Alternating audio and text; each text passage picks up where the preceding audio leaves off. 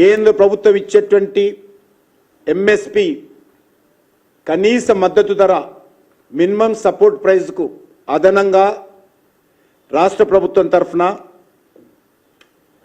మరి ప్రతి పంటకు 500 రూపాయల బోనస్ ఇస్తామని చెప్పినటువంటి ప్రభుత్వము మరి కనీసము ధాన్యాన్ని కూడా ఇవ్వలేనటువంటి పరిస్థితుల్లో ఉన్నది.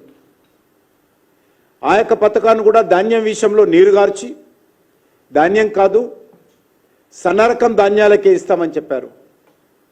ఆ సన్నరకాల ధాన్యం కూడా 500 బోనస్ ఇవ్వకుండా సన్నాయి నొక్కులు నొక్కుతూ ఈ ప్రభుత్వము రైతులను నట్టేట ముంచేటువంటి ప్రయత్నం చేస్తూ ఉన్నారు.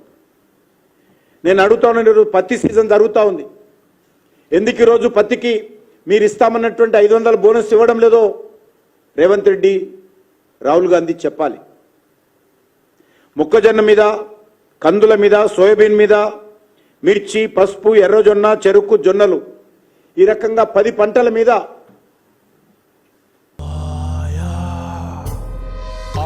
कीटाणु बाहर से आया, सबको डराया जब फ्लोर पे आया, आया कीटाणु बाहर से आया।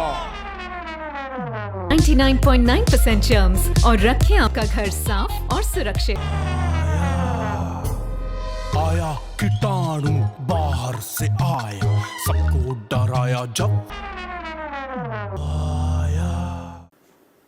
500 బోనస్ ఇస్తామని హామీ ఇచ్చి ఎన్నికల ప్రణాళికలో ఈరోజు అదొక ధాన్యాన్ని కాదు సన్నధాన్యమే అని చెప్పి ఆ రకంగా అనేక విషయాలలో ఈ ప్రభుత్వం మోసం చేసేటువంటి ప్రయత్నం చేస్తూ ఉంది. అంతేకాకుండా రైతులు ఎక్కడైనా ఆందోళన చేస్తే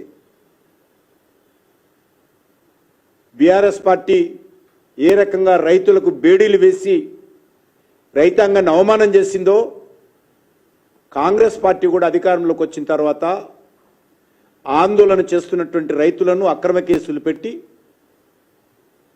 రైతుల చేతులకు సంకెళ్ళు వేస్తున్నటువంటి పరిస్థితి, రైతులను అవమానం చేస్తున్నటువంటి పరిస్థితి తెలంగాణ రాష్ట్రంలో కనిపిస్తూ ఉంది. అన్నదాతల చేతులకు అరదండాలు వేస్తున్నటువంటి పరిస్థితి, రైతులకు ఆశ చూపి ఈరోజు వెన్నుపోటు పొడుస్తున్నటువంటి పరిస్థితి తెలంగాణలో కనిపిస్తూ ఉంది. రైతు భరోసా పేరు మీద ప్రతి ఎకరానికి 15,000 రూపాయలు ప్రతి ఏడాదికి ఇస్తామని చెప్పారు. సంవత్సరం పూర్తిగా వస్తుంది.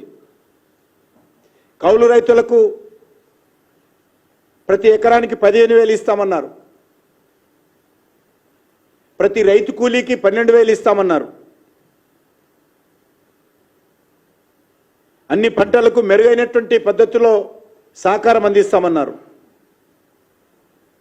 మరి ఏ ఒక్కటి కూడా ఈ రాష్ట్రంలో అమలు జరుగుతున్నటువంటి పరిస్థితి లేదు.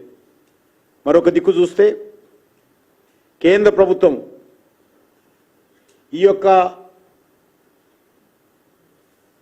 తెలంగాణ రాష్ట్రంలో అన్ని రకాలుగా కేంద్ర ప్రభుత్వం రైతాంగానికి అడ్డాగా ఉంది. పంటల బీమా పథకము కేంద్ర ప్రభుత్వం అమలు చేస్తున్నప్పటికీ కూడా గతంలో బీఆర్ఎస్ పార్టీ ఏ రకంగానైతే పంటల బీమా పథకాన్ని తెలంగాణలో నీరుగార్చిందో కాంగ్రెస్ పార్టీ అధికారంలోకి వచ్చినటువంటి